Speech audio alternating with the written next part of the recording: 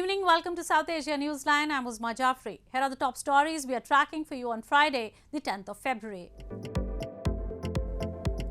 India's PM Modi extends investment in green energy at Global Investors Summit.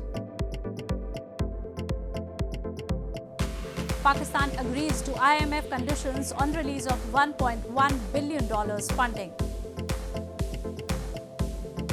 And extreme weather patterns in Indian hill state vary locals, says experts.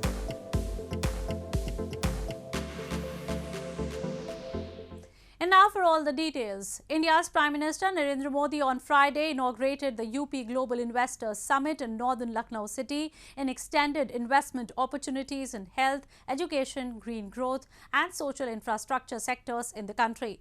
The three-day event is expected to be attended by a host of investors, policymakers and leading industrialists. Indian Prime Minister Narendra Modi on Friday said health, education, green growth and social infrastructure sectors in the country provide immense opportunities for investors as he inaugurated the UP Global Investors Summit in northern Lucknow city. The three-day summit is a flagship annual event organized by the government of Uttar Pradesh state to bring investors, policymakers, academia and industrialists under one roof. This year's budget has allocated $4 billion only towards energy transition, PM Modi highlighted. He said along with infrastructure, Uttar Pradesh has changed its approach for ease of doing business and is driving the growth of New India. आज आपके लिए health, education, social infrastructure में investment के भी अनेक अवसर हैं। Green growth के जिस रास्ते पर भारत चल पड़ा है, उसमें तो मैं आपको विशेष रूप से आमंत्रित करता हूं। इस वर्ष के बजट में 35,000 करोड़ रुपए तो हमने सिर्फ एनर्जी ट्रांजिशन के लिए रखे हैं। Meanwhile, industry leaders including Reliance Industries chairman Mukesh Ambani also addressed the summit and hailed this year's budget for resource allocation for country's growth. PM Modi had earlier on Monday said that India represented a major opportunity for foreign investors in the energy sector as the nation looks to boost its local output while continuing to cut emissions. India has set a goal for net zero carbon emissions by 2070. India on Friday successfully placed 3 satellites, including an Earth observation satellite, in their intended orbits through Small Satellite Launch Vehicle-SSLV. The maiden flight of the SSLV had suffered a partial failure earlier in August when it had placed the injected satellite into a highly elliptical, unstable orbit. The Indian Space Research Organisation ISRO on Friday successfully placed Earth observation satellite EOS-07 along with 2 other passenger satellites in their orbits in the second flight of Small Satellite Launch Vehicle-SSLV. The maiden flight of SSLV D1 carrying EOS-02 and an 8U CubeSat Azadi sat had taken place in August 2022 but had failed to place the satellites in their intended orbit, paving way for SSLV D2. In the current flight, the SSLV D2 was carrying 3 satellites, EOS-07 and Zenus-1 by US-based company Antares and Azadi Sat-2 by indigenous startup Space Kids. Speaking on the occasion, ISRO Chief S. Somnath congratulated the scientists for their efforts to rectify the problem in a very fast pace. So we have a new launch vehicle, Small Satellite Launch Vehicle-SSLV. In its second attempt today, SSLV D2 has placed the EOS-07 satellite in its intended orbit very accurately. Along with the EOS-07, 2 more satellites were also placed in the required orbit, Janus-1 through NSIL and from the Antares, and Azadi Sat through InSpace realized by the Space Kids. 7th August, as mentioned by Chairman, we had a small anomaly observed in that, and we couldn't put the satellites in the intended orbit. But detailed analysis further by a number of teams was carried out, and we were able to pinpoint the problem in the system, and we had to overcome that. According to the Indian Space Agency, SSLV caters to the launch of up to 500 kg satellites to low Earth orbits on a launch-on-demand basis. The rocket provides low-cost access to space, offers low turnaround time and flexibility in accommodating multiple satellites, and demands minimal launch infrastructure. In news from Pakistan, the Pakistan government has agreed with the International Monetary Fund on the conditions to release about $1.1 billion in critical funding, Finance Minister Ishaq Dar said on Friday, adding that the payout was delayed due to routine procedures. Outlining the policy measures agreed upon, Dar said taxes amounting to Rs 170 billion would have to be imposed.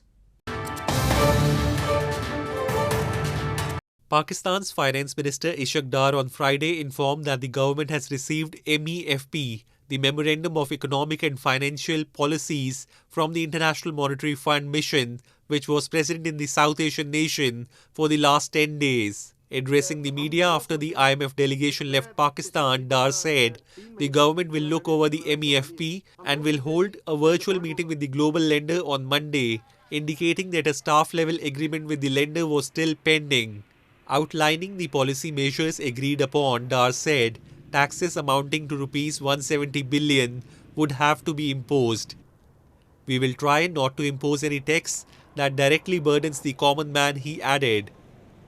He also said that the government had already fulfilled the commitment to raise the Petroleum Development Levy on petrol to Rs 50 per litre, whereas the levy on diesel would also be raised to Rs 50 in the coming months. क्या और क्या कर सकते हैं, tax पे tax उन्होंने लगाने हैं, कभी सर्विस टैक्स लगा देंगे, कभी कोई टैक्स लगा देंगे, आप गोल्ड में जाएं, रुपया आपको हर टैक्स में जो भी करवा रहे हैं रुपया आपको उधर से लग रहा है. The IMF funding is necessary to prevent Pakistan from defaulting on external payment obligations and pave the way for other organizations and governments to provide funds. The country urgently needs to complete the 9th review to unlock the disbursement of $1.2 billion, as the country's reserves are enough for only 16 to 17 days of imports, reports suggest. In news from Afghanistan, as many as 35 universities in Afghanistan are on the verge of closure as several face economic challenges after the Taliban's ban on education for females in the country. A report. Scores of universities in Afghanistan are on the verge of closure as several face economic challenges after the Taliban's ban on education for females in the country, reports have suggested. In the latest decree last month, the Taliban banned female students from sitting in university entrance exams. The decision was followed by another decree from the caretaker government prohibiting women from working in non-governmental organizations, which has sparked outrage on both the national and international levels. The union representing public and private universities said 35 universities will be shut down if the Islamic Emirate does not revise its decision about women's education, local media reported. According to the union, 6,000 employees of private universities have become jobless. The Islamic Nations grouping, the Organization of Islamic Cooperation, has also condemned the ban on women's and girls' access to work and education as a violation of the Islamic law. The state-owned SriLankan Airlines has defaulted on a $175 million bond as it was unable to meet a $6 million interest payment due in December, its chairperson said on Thursday. This comes as the island nation itself defaulted on loans last year amid its ongoing worst economic crisis. State-owned SriLankan Airlines has defaulted on a $175 million bond as it was unable to meet a $6 million interest payment due in December, its chairperson Ashok Pathirage said on Thursday, as the country struggles with its worst economic crisis in decades. We will follow Treasury guidelines on this. We are also engaging with bondholders, Pathirage said. The government guaranteed unsecured notes are due in 2024. This comes as the island nation of 22 million people itself defaulted on loans last year and is seeking $2.9 billion urgently from the International Monetary Fund to tide over a severe shortage of dollars to buy essentials. President Ranil Wickremesinghe told Parliament on Wednesday that Sri Lanka's economy was expected to grow again from the end of this year and hoped the country would emerge from the economic crisis by 2026. Wickremesinghe said Sri Lanka's foreign reserves are now at $500 million after having fallen to zero last year. He said Sri Lanka was working with China, its largest bilateral lender, to seek financing assurances supporting a debt restructuring to finalize the IMF program. Moving on to news from Nepal. Shrugging aside widespread protests, the Cricket Association of Nepal has inducted rape-accused and under-investigation star cricketer Sandeep Lamichhane in its squad for the triangular series scheduled for next week. The 22-year-old was arrested in October 2022 and spent the rest of the year behind the bars before being released on bail last month. He is accused of raping a 17-year-old minor. People on social media expressed their anger over the move to induct him back, with some calling out institutions for failing to secure zero tolerance for violence against women. The leg spinner was appointed as Nepal cricket team captain in 2021.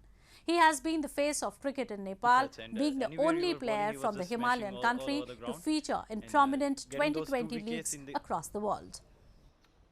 Experts in India's Himachal Pradesh have warned the growing change in the weather pattern in the northern hill state is a matter of grave concern.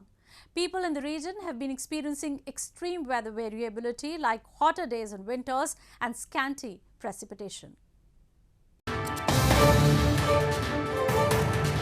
Experts in India's northern hill state of Himachal Pradesh have warned the growing change in the weather pattern in the region is a matter of grave concern. Himachal Pradesh, a scenic Himalayan region where many people from hotter parts of the country travel to escape the extreme summer temperatures, has been experiencing extreme weather variability like hot days in winters and scanty precipitation. Tourists, including professional skiers in the famous skiing spot of Narendra, said they were alarmed to see a diminished snow cover, which also hampered the sport. Intermediate level का skier हूँ. मैं इस साल advance course के लिए आना था, पर जितनी रिक्वायर्ड स्नोफॉल चाहिए होता है वो यहाँ पे नहीं था, तो इसलिए एडवांस कोर्स इस बार नहीं हो रहा है. तो मेरा करियर कहीं ना कहीं इम्पैक्टेड होगा इससे. और रीज़न इसका कहीं ना कहीं हर जगह वैसा ही है, ग्लोबल वार्मिंग है ही है. नारकंडा जैसी जगह पे अभी देखिए ऐसा हो रहा है जहाँ पे नॉर्थ फेसिंग स्लोप है, यहाँ पे यूजुअली बहुत स्नो रहता है और इस साल एक्सपेक्ट नहीं किया था हमने, तो इस कैंप्स नहीं लग पा रहे हैं, लोगों ने compete करना था, बहुत दिक्कत आ रही है. Apple growers in Shimla region are also bearing the brunt of the impact of climate change as they have been witnessing dry spells or ultimately rains which have hit their yield. 3 जिले ऐसे हैं जहाँ पे थोड़ा कम snowfall है, उसमें शिमला है, सोलन है और कुल्लू का कुछ एरियाज है जहाँ पे थोड़ा सा कम स्नोफॉल है.